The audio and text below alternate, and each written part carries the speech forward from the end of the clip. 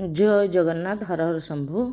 आज आम जाना चतुर्मासिया गुरुवार महात्म्य कौन, चतुर्मासिया गुरुवार कहीं हुए से विषय सब कथा। मार्गशीर होउची श्रेष्ठ मास, कारण स्वयं श्रीकृष्ण गीतारे कहते मु मास मानक मध्य मार्गशीर। यही मास मध्य लक्ष्मीकर मास, कारण मार्गशीर मासर गुरुवार गुड़िक लक्ष्मी पूजा प्रशस्त। घरे घरे यही मासरे माण बसा जाए देवी लक्ष्मीकर पूजा कराए। किंतु श्रावण, भाद्रव, आश्विन और कार्तिक यही 4 मासर गुरुवार गुड़िकर अनेक अंचल लक्ष्मी पूजा करिवार प्रथा रही। चतुर्मासिया गुरुवार नाम केतोटी पथी रही। से लक्ष्मी नारायण पूजार विधान वर्णित होते लक्ष्मी माँ होउचंदी एही ओषा कथार देवी। मार्गशीर मासर लक्ष्मी पूजार अच्छी श्रिया चंडालुणीर उपाख्यान, किंतु यही चतुर्मासिया गुरुवार पथी निर्मित वर्णित अच्छी ओषा कथार अच्छी चेती नामनी एक मालुणीर कहानी। चेती मालुणी भोररू उठी घर द्वार लिपा पोछा सारी स्नानादि करी शुचिमंत होई लक्ष्मी नारायणकर पूजा करे। सधवाणी तार संगात। पूजा सरिबा परे संगात घर को फूल ओ प्रसाद देवाक जाई देखे तो केउ गुरुवार रे साधवाणी सुखुआ पड़ी पखाल खाऊची तो आउ केउ गुरुवार रे माछ काटुची। पुणी अन्य पाळी गुड़ाकरे भी सेमिति बाळ मुकुला करिछि बा छांचुणी उपरे बसिछि।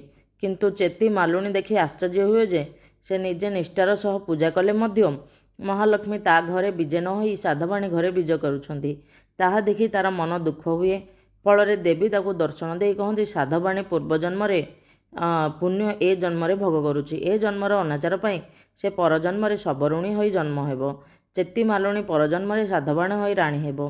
सेही अनुसार चेती मालुणी परजन्म साधवाणी होई राणी हेला एवं साधवाणी सबरुणी भाव जन्म ग्रहण कला। एणु यही चतुर्मासिया गुरुवार ओषा कथार लक्ष्मी पूजार सुफल कहुवा सहित पूर्व जन्मर पाप बा पुण्यर फल ए जन्म एवं ए जन्मर पाप बा पुण्यर फल पर जन्म भोग हुए बोली आमको कहुए। कारण यही जन्मर कर्म होउची आर जन्म पाई कपाल लिखन। सेइथिपाई कहुची कपाल लिखन के करिबो आन। आ ए कथा मध्य कहुए आमे कर्म कर फलर चिंता कर नाही। आउ किछि कथा अनुसार केवल मार्गशीर मासर गुरुवार जे लक्ष्मी पूजार श्रेष्ठ बार ता नुहे। ओडिया व्रत कथा अनुसार चतुर्मासिया गुरुवार मध्य लक्ष्मी पूजार बार। यही चतुर्मासिया होउची श्रावण, भाद्रव, आश्विन और कार्तिक 4 मास।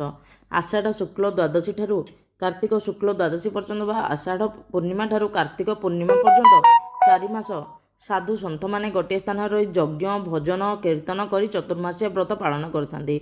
गौतम बुद्ध मध्य यही समय को वर्षा बास भाव बिताउथिले। चतुर्मासिया गुरुवार व्रत कथा गुड़िकर चेती मालुणी और अचेती साधवाणी, साधव साधवाणी, रांडी ब्राह्मणी और श्रिया मालुणी आदिंकर कहानी रही। किंतु गोटे व्रत कथा थिबा कहानी अति चमत्कार। कार्तिक मास गुरुवार प्रसंग से कहानी कहुए। चक्रिया पंडाड़िए थिला। चक्रिया माने चकुलिया पंडा। से गाए गले माणे आणई। दिने झड़ी वर्षा जोगु से जाई पारला नाही। चक्रिया पंडार स्त्री माठिया जोड़िए धरी पानी के जाइथिबा बेले देखिला महालक्ष्मी पिलाटीए होई पद्मपत्र रे भासुचंदी। हाथे पद्म, पादे पद्म, नाभिरे शतदल पद्म। पिलाटी को देखी से घर को नहीं आसिला। पंडा पंडियाणी दिहे भारी खुशी हेले। पिलाटी अंतुड़ी शाल रहिला एवं सेठी नीति सुवर्ण पद्म फुटिला। महालक्ष्मी नारायण को सुमरणा करिबारु से विश्वकर्मा को पठाई वासटीए तोड़ीदेले। पंचुआती, षठी और 12 पत्र जाई 21 आसिला। से माने झीटीर ना देले महालक्ष्मी। दिनकू दिन झीटी शुक्ल पक्षर जन भली बढ़ी उठला। बड़ होबार पंडा पंडियाणी ताकू बाहा देवा कथा चिंता कले। किंतु झीटी कहला मु महाप्रभुंकर घरणी हेबी। महाप्रभु श्री जगन्नाथ ताहा जानिले। इंद्र, वरुण और कुबेर को आनी ताकू विवाह हेले। विवाह विधि चढ़िबा परे लक्ष्मी नारायण बड़ देउलू गले।